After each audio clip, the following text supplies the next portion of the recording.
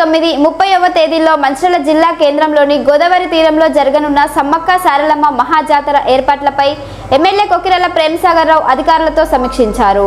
గురువారం ఎమ్మెల్యే ప్రేమ్సాగర్ రావు తన నివాస గృహంలో పోలీస్, మున్సిపల్, రెవెన్యూ, అగ్నిమాపక, విద్యుత్ శాఖల అధికారులతో జాతర అభివృద్ధి పనులపై చర్చించారు.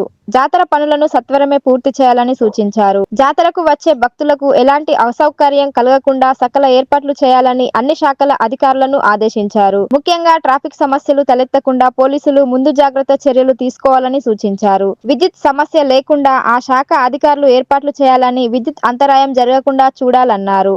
ఎప్పటికప్పుడు పారిశుద్ధ్య పనులు చేసి జాతర ప్రాంతాలను పరిశుభ్రంగా ఉంచాలని మున్సిపల్ అధికారులను ఆదేశించారు. పుష్కర ఘాట్ల వద్ద నల్లల్లో నీరు నిరంతరంగా వచ్చేలా చర్యలు తీసుకోవాలన్నారు. ఈ సమావేశంలో ఏసీపీ ప్రకాష్, సిఐ ప్రమోద్, ఇతర శాఖల అధికారులు పాల్గొన్నారు.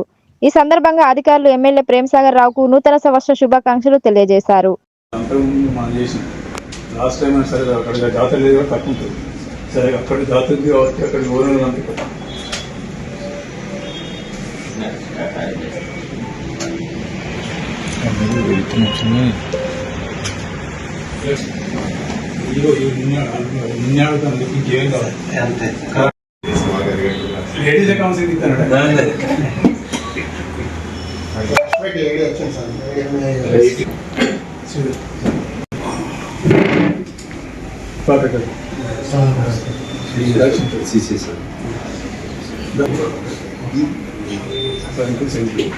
మన ఈ సమాధానం రాలేదు.